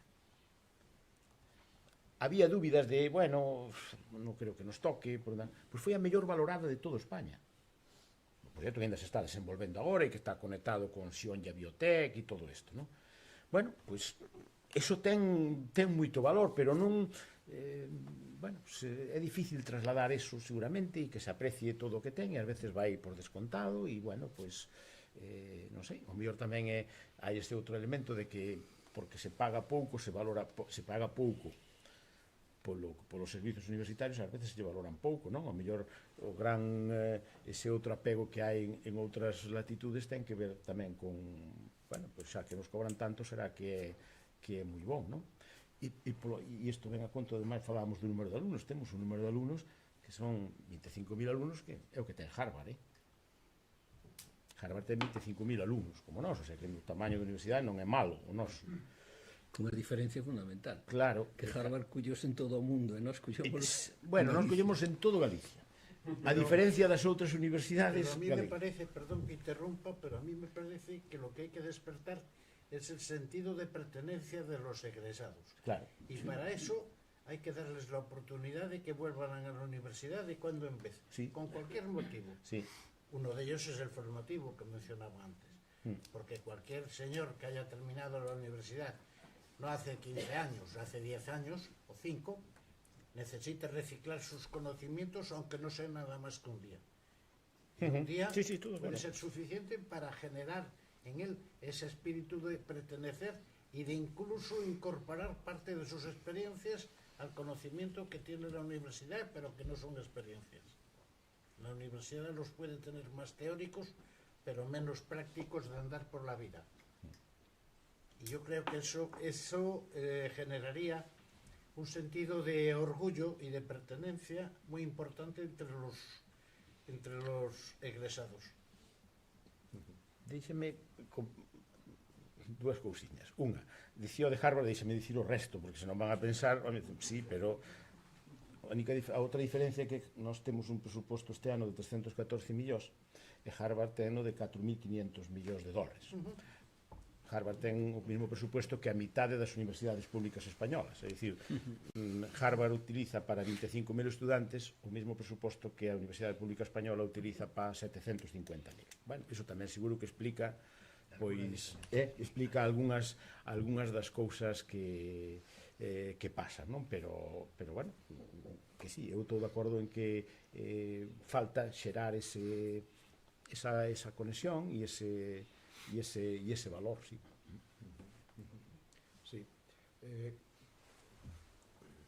Claro, prefiro que falen os que representan, aínda que non son novísimos, as últimas camadas de líderes universitarios ao que eu poda dicir, porque, ao fin e ao cabo, xa hai 30 anos que eu comecei a ser reitor, no ano 1990, 30 anos. Miren, é o tempo que vai desde o atentado de Sarajevo, que deu orixen á Primeira Guerra Mundial, ata o desembarco en Normandía o día 6 de xuño do ano 1944. Miren o que pasou nesos 30 anos. Pois eso é a distancia que hai entre o que lles fala actualmente profesor emérito da universidade e o que foi aquel reitor da Universidade de Santiago. Sin embargo, eu recordo unha experiencia que nos tocou facer e que apunta moi nesa dirección de apertura e de retorno á cidade e á sociedade, que foi o quinto centenario da Universidade de Santiago, que se celebrou o mes de setembro do ano 1975 e o mes de setembro do ano 1976. Hai unha memoria moi completa de todo o que entón se fixo e aquelo foi, permíteme que o diga, unha auténtica cascada, unha fervenza de iniciativas de todo tipo con unha repercusión social extraordinaria. no terreo cultural, pero tamén no terreo deportivo, no terreo de reunións políticas, de reunións de representantes europeos, tamén americanos, dunhas exposicións extraordinarias. Está aquí o responsable directo daquelo, abertas en varios recintos universitarios e que recibiron miles de visitantes, actividades do cine, actividades, en fin, congresuales. Había prácticamente 2 ou 3 congresos semanais das distintas disciplinas, e todo eso está recollido nunha memoria. Foi, ademais, unha oportunidade magnífica para proxectar a Universidade cara ao futuro. Nos dicíamos entón, citando a Fernando Pessoa, o poeta portugués, que en vez da nostalgia do pasado tiñamos a nostalgia do futuro, a nostalgia do que viría despois. E aquilo deixou unha pegada e tivo unhas consecuencias enormes en moitos eidos, incluídos o da relación con patrocinadores e con entidades públicas e privadas que lle prestaron atención. Tamén a autoestima, por exemplo, o que decía Emilio Pérez Nieto. Creamos entón a Asociación de Antigos Alumnos e Amigos da Universidade de Santiago, que felizmente sigue viva e ademais está agora moi ben dirixida por unha compañeira nosa e ten unha intensísima actividade nesa doble relación. Por unha parte, favorecer o sentimento de satisfacción por pertencer a unha determinada comunidade e logo seguir en contacto con ela mediante actividades que se están programando. Hai pouco tivemos en Madrid unha reunión na Casa de Galicia para crear unha especie de lobby dos alumni composteláns desde Madrid, onde hai muitísima xente egresada da Universidade de Santiago que está ocupando postos moi significativos en todos os campos. Volvo á miña teima, a cultura. Cando eu falo de cultura, enténdase que falo, como dicía o Lawrence Snow, que era un físico e literato, falo das dúas culturas, é dicir, da cultura humanística e da cultura científica. É dicir, que para min non é só culto o que sabe situar cronolóxicamente a novena sinfonía de Beethoven, senón tamén o que é capaz de enunciar os principios da termodinámica. Eso é a cultura no seu conxunto. E o que non podemos pedir aos cidadáns de Compostela é que se convirtan todos en seguidores dos avances científicos das primeiras figuras que traemos aquí, porque, entre outras cousas, hai un problema de linguaxe, un problema de código expresivo que en fin, permite acceder aos que xa están iniciados nelo, pero a cultura concebida nese sentido máis aberto é enormemente atractiva para o interese da cidadanía, para aprender, para saber cousas novas, para ver caras tamén representativas. Claro, aquí o que verá que evitar é incluir no famoseo, porque sería francamente un programa de éxito reitor que trouxeras todos os anos, todos os meses a unha figura de famoso destos da televisión, eso sería, encherías o que fora, non? Pero non se trata de eso, se trata de outra cosa completamente diferente, porque, todo hai que dicirlo, estamos vivindo un momento de enorme degradación dos criterios e dos valores en cousas moi serias como poden ser precisamente o interese intelectual, en fin, a asimilación do cultural, etc. E o que está predominando, repito, hai un empoderamento da ignorancia que ademais é arrogante, cada vez é máis exhibicionista. Agora o que se vende é mostrar que é ignorante, non o que se podía antes valorar, que era o contrario exactamente, non? O sea, que non é nada doado, non é nada fácil entrar nese terreo. O mellor é moito máis difícil agora do que nos foi a nos no ano do quinto centenario en épocas sucesivas. Cando eu recibín o título de doutor honoris causa na Universidade de Colorado, recordo que mo otorgaron, mo concederon, mo entregaron nun acto de graduación no estadio de rugby de Boulder con as familias de todos os egresados dese ano e o estadio estaba absolutamente cheo. Non por mí, por suposto, o meu era un dato máis do programa, da escaleta do día, pero, efectivamente, en relación ao que aquí se ten dito. Entón, a mí preocúpame que nos autoflagelemos na universidade, porque non somos capaces de seducir a cidadanía, e que non pensemos tamén se a cidadanía está disposta a ser seducida. Nas relacións amorosas é moi importante o consentimento, non? Entón, aí está a cuestión, hai que pedirlle permiso antes de seducir os cidadáns e cidadanas de Compostela por parte da universidade. Non vai ser que despois nos denuncien por, en fin, unha intromisión. E logo, hai datos que aí están.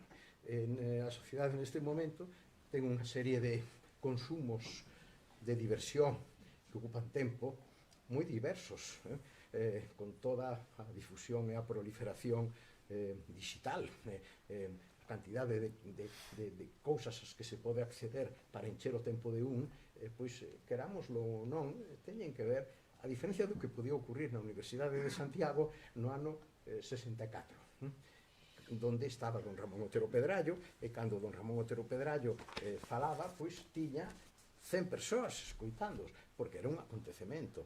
E tamén outro problema que está aí, que pasa cos estudantes? En gran parte a vida universitaria auténtica depende de que os estudantes, despois das clases, sigan implicados no ámbito universitario. Agora os estudiantes marchan de Santiago cando poden, teñen a súa vida e o seu fin de semana fora no seu lugar de orixe, de maneira que non hai caldo de cultivo para poder crear con eles actividades que tamén adornan e establecen, en fin, un tono activo de vida cultural imbricada entre sociedade. Cando falamos de 25.000 hai que deducir 5.000 de Lugo, sí. O sea que temos aquí sobre unha población legal de dereito de 100.000, temos 20.000 estudantes. Bueno, é unha porcentaxe moi elevada, pero que pasa con esos 20.000 estudantes? En que medida están implicados? Aí sí que tamén se falou da desafección, a desconexión. A mí dá a sensación de que ás veces os estudantes están aquí con unha percepción de que isto é unha oficina de prestación de servizos, e que non hai nada máis, cando para moitos de nós a universidade é sobre todo pois un fogar onde hai cousas moi atraíntes para a esfera persoal, intelectual, cultural, etc. Contra iso é difícil loitar, pero máis ou menos esta é a opinión que teño. E o último que quería dicir, se me permite o noso moderador, é que, falando xa con esa perspectiva de estar acabando o meu período como emérito, eso sí, con 52 anos de servizo á Universidade de Santiago. Eu empecé a ser profesor no ano 1972, non é, en fin, pouca cousa, máis de medio século. Eu, o que sí preocúpame moitísimo é o seguinte: cando nós estábamos na reitoría, loitábamos contra a burocratización da administración universitaria. Era algo ata certo punto razonável, porque a administración xenera burocratismo. Non sei se gañamos a batalla, probablemente non, pero agora o que me preocupa é que a burocratización non desapareceu da administración e está contaminando totalmente a docencia e a investigación. O feito de ser profesor neste momento está sometido a unha serie de rexistros, controis, fórmulas totalmente burocráticas que sustitúen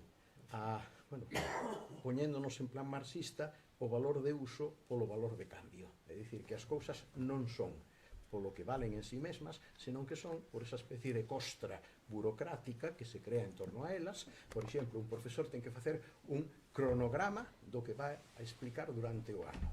Eso é unha cousa absurda, porque basta con que un día que tes previsto ensinar X xa algo moi desexable, que é un debate dentro da clase, para que se descabale por completo o cronograma. Pero eso é bo, e, sen embargo, o outro é absolutamente...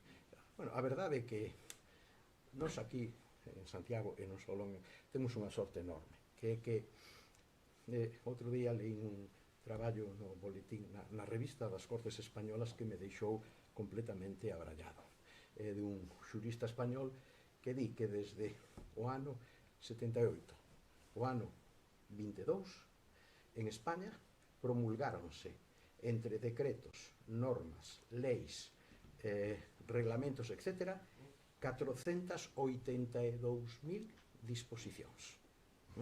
482.000 disposicións. Eso quere dicir que ningún de nós somos persoas de lei.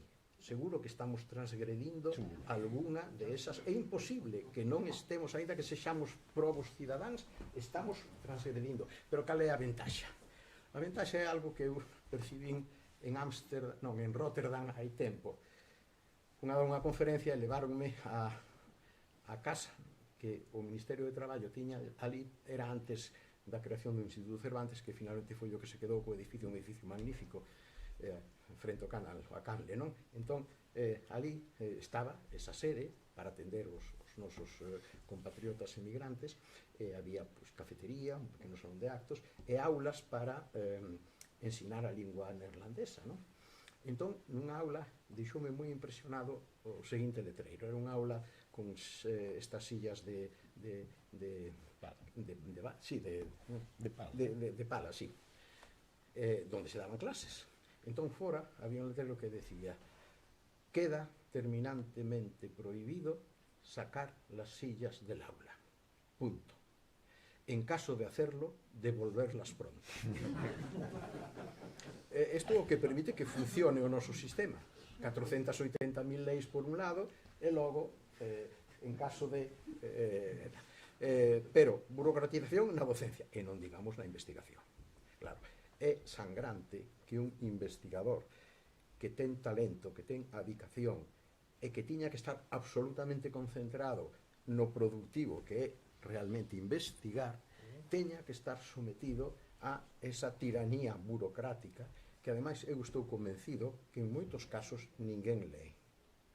É unha especie de costra, unha nube que se crea, vale a imaxe tamén da nube informática que está aí arriba, pero que acaba esgotando, acaba facendo esmorecer o impulso dos investigadores que tiñan que estar dedicados precisamente ao traballo. E todo porque nace por unha especie de suspicacia que nós temos na nosa cultura, na nosa sociedade, onde non existe o principio de confianza e de crédito concedido a alguén que o merezca, eso sí, coas garantías de que se non cumple con esas satisfaccións, pois haberá que actuar.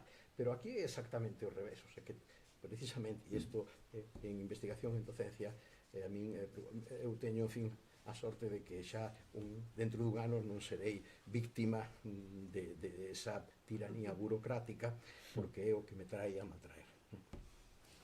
Moi ben. Alguna pregunta máis, José Manuel?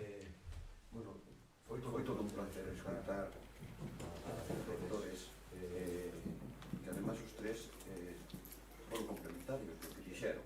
Iso do que fala moi ben deles e da universidade que temos e, por suposto, tamén estar ali co noso presidente do Consello, que foi, por certo, o presidente que tivemos cando se fixo o quinto centenario. Me siento moi orgulloso. Unha mínima reflexión por si se comparte ou non. Eu penso que nestes 30 anos perdimos en dúas cousas que son fundamentais.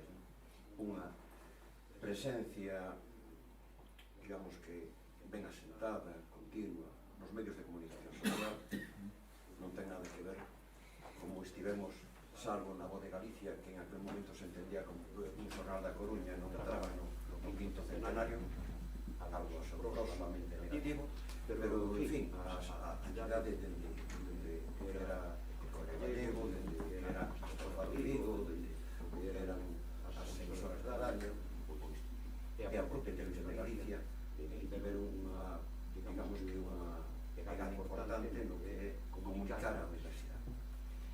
Eu hoxe vexo que a comunicación chegou días despois.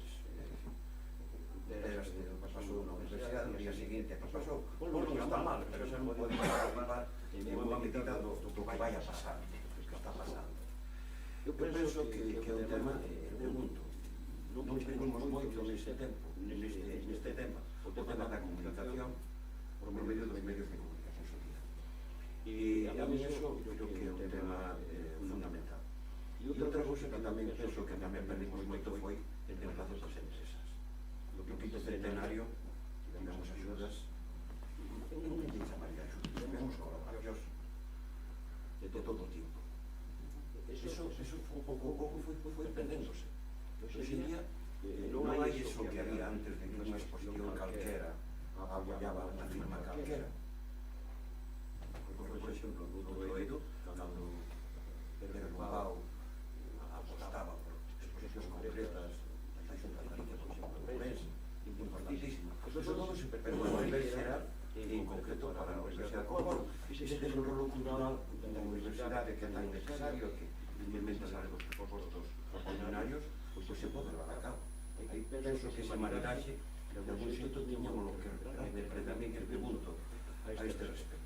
Despois, unha discordancia co meu amigo rector actual, e é que eu non lle daría tanta voz aos novos. Non lle daría tanta voz aos novos, porque ao final do que se trata é de ter un ensino, como ben dice, común, unha parte do mundo importante, digamos nos, na nosa formación, é unha formación tamén transversal, no que é necesario para todos. Que pasa que a xente non? Que pasa por experiencia? E levamos neso 20 anos. Especificando, me podo decir que no programa que vai a haber agora, de grado, de historia oral, que non pretendemos nos estudiar galego arte español. Non son capaz de entender como se pode facer unha carreira de historia oral sin estudiar arte español. A mí como expliquen. Estes son novos, e por onde vamos novos. Por eso, eu creo que a Universidade debe apostar máis por a xente que está entre 60 e 74, 75, 75 anos que andamos nós, xa non temos intereses máis que o de facer ben. Porque as cousas van a andar de unha maneira posible. Eu sei que despois, cando se ten que presentar ao rector, ten que contar con todo, se me parece moi ben. Pero para determinadas cousas, os antigos senados eran moi bons. Eran moi bons porque daban experiencia e sentido común. Eu non sei se vale. Pero penso, insisto, que perdimos en común, en sentido común, que serían todas as carreiras, para ser arquitecto, había que fazer os comuns, para ser alcalde había que fazer os cursos comuns. Perdimos neso, perdimos en presencia, en comunicación social, e perdimos en relación cas empresas, que as empresas estén, digamos, traballando con nos, codo con codo, fundamentalmente no cultural, que é unha parte na que creo que temos moito que dizer. Muy bien. Bueno, enlazando lo de Galicia Fulga, o rectores Fulgue, o magíster Fulgue, non existe perpitoniza para la Universidad del Futuro, quizá no sabía, pero quería hacerles tres preguntas. Una, Daniel nos ha dicho muy claramente que normalmente la cultura es negocio, industria, ¿no? Y un ejemplo lo tenemos en las universidades españolas, las privadas florecen y ganan dinero a mansalva y sus acciones se multiplican en beneficios de una manera espectacular. Y entonces algo la universidad tendrá que reflexionar sobre eso, sobre la actitud que tiene con lo que transmite, con lo que se dice, lo que es y lo que hay, porque se han multiplicado de una manera exponencial y con un capital que rinde beneficios espectaculares. La segunda es, nosotros, la Universidad de Santiago, la Universidad de Galicia, indudablemente la cultura es universal y también la cultura gallega, como nos ha dicho muy bien claramente José Manuel, que tiene que formar parte de nuestra enseñanza, se quiera o no se quiera, ¿no? Pero tenemos una industria, ¿no? Galicia, pues su principal industria es la textil, la segunda la automoción, la tercera la pesca, la madera, la principal industria de Santiago es la maderera, la segunda industria de Vigo es la gestión de la tercera edad. La universidad está inmersa en ese tejido productivo, como nos sugería el presidente, bueno, no lo sé, pregunto, ¿no? Y la tercera pregunta, es demasiado preguntar, pero la mesa puede con todo. Hay un plan europeo programa europeo para las universidades del 2030 que se llama las universidades paredes, ¿no? Enlazando indudablemente con la inteligencia artificial y con esas estructuras de la derecha que también Darío nos ha reflejado, pero eso, ¿qué quiere decir para el futuro? Que hay pocos aquí que estamos más del pasado y del presente, ¿no? Pero el futuro, ¿qué quiere decir eso? ¿Qué nos va a cambiar a nosotros? ¿Qué debemos de hablar de eso en la universidad? No es solo de que en la universidad hagamos una reunión y digamos, bueno, ¿qué es la inteligencia artificial que nos afecta? Estas discusiones que en nuestros tiempos había y que ahora se echan en falta, ¿no? Bueno, yo te contestaría en relación a la universidad privada, ¿no? Muchas veces el único punto de contacto y de coincidencia entre una universidad pública y una universidad privada es el nombre universidad. A partir de ahí son dos realidades muy, muy distintas. Y tú hablabas del éxito de las universidades privadas. Quizás hay que tener en cuenta dos cosas. Una, ¿cuánto paga un estudiante en la universidad privada? Hemos hablado aquí de Harvard. En Harvard simplemente la matrícula cuesta 60.000 euros al año. De manera que en la sociedad norteamericana, las familias, cuando tienen un hijo o una hija, empiezan a hacer peto para lo que va a ser en su momento la financiación de los estudios universitarios de esa muchacha o de ese muchacho. Y el resultado son los presupuestos, tal y como nos recordaba el rector, ¿no? Oye, esto es un detalle que hay que tener en cuenta, ¿no? Supongo. Y lo segundo, tiene que ver con algo que yo dije, la cuestión de la burocratización. La universidad pública está asfixiada por la burocracia y esa es una de las grandes ventajas que tiene la universidad privada. La universidad privada es mucho más flexible porque toma sus decisiones. Eso sí, hay unas leyes, claro está, por supuesto, una universidad privada en España tiene que ser reconocida mediante un trámite que pasa también por el Consejo de Universidades, etc. ¿No? Bien, y luego la Ley General de Universidades afecta a las privadas, pero a partir de ahí, lo que es el día a día y la gestión interna de la universidad privada, yo tengo experiencia directa de ello porque presido el patronato de una universidad privada que es la Universidad Nebrija. Y estoy ahí porque esa es una universidad privada que coincide con lo que yo creo que debe ser una universidad privada. Y hay otras que no se ajustan para nada y que yo jamás colaboraría con ellas porque son realmente una industria sobre un bien, la educación, que constituye algo que debe de ser puesto al servicio de toda la sociedad y no solo como una fábrica de beneficios, ¿no? Bueno, la Universidad Nebrija, que por otra parte ya veis qué título tiene, ¿no? El nombre de Elio Antonio de Nebrija, es una universidad con una dimensión razonable, con una gestión libre pero rigurosa, con un nivel de calidad en la exigencia al alumno y al profesor elevado. Y luego, por ejemplo, hay algo que tiene que ver con la investigación, que para mí era uno de los grandes problemas de la universidad pública. En la universidad pública, evidentemente, el LRU facilitó un salto en la investigación extraordinario, pero la esencia de la propia universidad pública condujo inevitablemente a un café para todos. Es decir, de repente, por la ley, de la noche a la mañana, 2.000 universitarios se convirtieron todos en investigadores y en consecuencia todos tenían derecho a una parte de la tarta de la financiación de la investigación. En una universidad privada, como pueda ser la Nebrija, ¿qué se hace? Hay 3 campos de investigación en los que se concentran todos los recursos. Porque incluso las grandes universidades norteamericanas no son excelentes en toda la investigación, ¿no? Destacan en aquello que les interesa desde un punto de vista estratégico y desde un punto de vista conceptual, ¿no? Entonces ahí está la clave del asunto. Nosotros desde la universidad pública hicimos muchos esfuerzos por flexibilizar la gestión en líneas muy coincidentes con la universidad privada.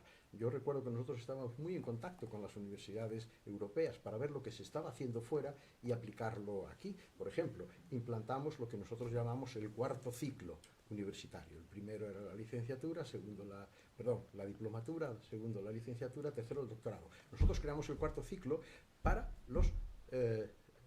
las personas que no habiendo podido cursar en la universidad o habiendo cursado unos estudios, luego, cuando ya disponen de tiempo y energía, deciden volver a la universidad, y eso es un programa de éxito, que significa transferencia y que significa imbricación de la universidad con la sociedad, ¿no? Entonces, eso es lo que yo pienso de la relación. Vamos a ver, en mi facultad hay muchas pintadas. El arquitecto que hizo nuestra facultad, la Facultad de Filología, yo era decano cuando hubo que afrontar ese reto, Alberto Noguerol del Río, pues hizo la cuadratura del círculo, porque francamente las exigencias que le pusimos, por ejemplo, que los profesores tuvieran despachos individuales, aquello era una cosa. Pero no sé si conocen la Facultad de Filología, tiene una entrada un tanto difícil y tortuosa en una planta al aire libre llena de columnas que sostienen el edificio. Y esas columnas, yo finalmente he llegado a la conclusión de que Alberto Noguerol las concibió para que hubiera pintadas. Porque además son tantas que hay una posibilidad enorme de manifestarse. Lo malo es que no se borran. Entonces, por ejemplo, dice una pintada, folga xeral o día 24. Y uno no sabe de qué año, de qué mes, ni de qué... Pero bueno, a lo que voy. Una de las pintadas que hay ahora más recientes es Universidade Privada Non. Bueno, en la Constitución española consagra la posibilidad de que existan universidades privadas. Por lo tanto, a partir de ahí es constitucional que las haya, y lo que se tienen que hacer los poderes públicos es determinar las exigencias que se les hace a ellas. Y pueden ayudar a atender a la educación general del país. Pero bueno, ya sabemos lo que hay con ellas, y ahí está un elemento de diferencia con las públicas. Por una parte, el dinero, y por otro lado, la flexibilidad no burocratizante de la que disfrutan. Muy bien. Si les parece, una última pregunta. Un comentario breve en relación con lo que acaba de decir Mario Villanueva. Y es relativo a la financiación de las universidades y las diferencias entre las universidades públicas y privadas. Yo tengo la suerte de colaborar con universidades extranjeras, intercambiamos con Oxford, con Cambridge, intercambiamos alumnos, vienen alumnos de ellos aquí a nuestro laboratorio y nosotros mandamos lo que son los mimbres, lo que son las personas, la eficacia que tienen es similar, es el 100%. No hay problema de eficacia de las personas en la universidad. La diferencia es que uno es un sistema infinitamente más eficiente que el otro. Un investigador español en Estados Unidos puede publicar 10 trabajos de primera categoría en 5 años. Aquí se pasa toda la vida para publicar un trabajo, y eso es un problema de recursos. Tú te quejabas de la burocracia en ese sentido, pero no es la burocracia exactamente de lo que... Por ejemplo, en el CIMUS tenemos 300 investigadores. Hay 2 personas de administración que están gestionando los recursos. Tú te vas a otro sitio, por ejemplo, no a un sitio tan distante como puede ser una Universidad de Barcelona, que estaba hablando con un catedrático de Barcelona, en una institución de 100 investigadores tienen 80 personas de apoyo. Y eso es la parte importante. Los gastos en investigación no son exclusivamente para pagar investigadores o para comprar reactivos. Se necesita crear estructuras eficientes, que sean flexibles, que vayan cambiando con el tiempo. Un médico en atención primaria, el 40% del tiempo que dedica es atención médica, el 60% se dedica a hacer otras cosas. Sería mucho más eficiente si pudiese dedicarse al 100% a eso. Yo creo que eso es un problema de precariedad, de falta de recursos, no de la eficacia nuestra como investigadores, como profesores, sino de que tenemos un sistema insuficientemente financiado y que habría que conseguir una financiación mayor. Y creo que en eso estoy de acuerdo con nuestros rectores, ¿no? Muy bien. Sí. El profesor Viaño quería hacer un comentario a propósito de... Sí, moi breve, porque o profesor José María Fraga falou de que en Galicia existen industrias, en Galicia existe un tecido productivo concreto, e a universidade debería contribuir a iso, e eu estou de acordo niso, non? É dicir, creo que, eu mencionei, temos sectores nos que Galicia pode liderar, sector madereiro, sector agrogandeiro, etc., e onde temos efectivamente industrias potentes, e eu creo que deberían confiar no saber da universidade, na investigación que se fai. Debería haber unha colaboración importante en contratos de I+D, en contratos de investigación, donde os coñecementos de investigación se poden aplicar a resolver os problemas que teñen esas empresas, e teñen moitos problemas de base tecnolóxica, problemas de investigación, problemas de producción, que seguramente nas universidades poden atopar solucións, se non totais, si parciais. E iso é o que quería, e en ese sentido estou completamente de acordo en que a colaboración ten que ser importante. Con isto non estou a falar dunha universidade introvertida, sino simplemente que se xa consciente do que ten no seu entorno e o que debe favorecer, e a ele se debe tamén. O rector tamén quería añadir algo. Moi rápido, así, moi telegráfico. Sobre isto da conexión coa empresa, algo nos falla, algo non... Outro elemento que temos que ter en conta é tamén o tecido empresarial que temos ao redor de cada, o máis próximo a cada universidade, non? Pois cando se fala de investigación, de tal, bueno, pois non é o mismo ter grandes empresas a ter microempresas onde seguramente a preocupación pola innovación pois é menor polo propio tamaño da empresa. Iso é un condicionante. Logo, a nivel xeral, non? Unha reflexión. A min, como saben, no último ano pois implantou o sistema de cotización polas prácticas en empresa. Unha cotización que non sei exactamente canto ven sendo o mes, porque está moi bonificada, pero non sei se sen 12, 13 euros mes por estudante, me parece. Eu sinto un profundo pesar polo feito de que siga habendo prácticas en empresas, porque todas as universidades asumimos que nós pagaríamos a Seguridade Social, porque senón non había prácticas en empresas, nin en institucións públicas, nin en empresas privadas. O cual non son capaz de entender se é un valor a formación, se é un valor entrar en contacto con xente formada tamén para a empresa, se é un valor atraelo e formalo tamén en filosofía de empresa e por poder captar recursos humanos despois para a empresa. A mí me sorprendeu enormemente, e non é un problema de Galicia, é un problema absolutamente xeral a nivel nacional, empezando pola administración pública, que foi a que poderíamos discutir a conveniencia ou non, as alternativas posibles a esa cotización da Seguridade Social das prácticas dos estudantes universitarios. E as razóns que hai, é moi discutible. Pero unha vez que a temos implantada, siga habendo prácticas en empresas de universitarios, porque todas as universidades asumimos que as prácticas íbamos pagalas nós, porque a cuantía non é moita, hai un coste de xestión indudable, pero iso demostra que aí nos falta algo, non se valora o que facemos, non se valora o que se pode percibir de aí, ou hai algo non está funcionando cando se nos dan esas realidades, non? E, bueno, pois temos que romper esa barreira, non sei como, pero algo teríamos que cambiar. Muy bien. Señores, yo creo que ha sido muy fructífera la charla de esta noche, esta mesa redonda.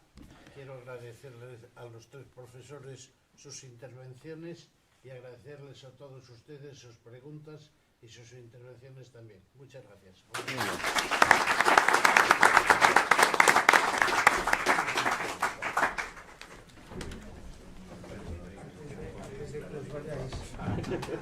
Esta es la memoria nuestra del año pasado. Para nosotros interesante, no sé para los... El público a veces somos...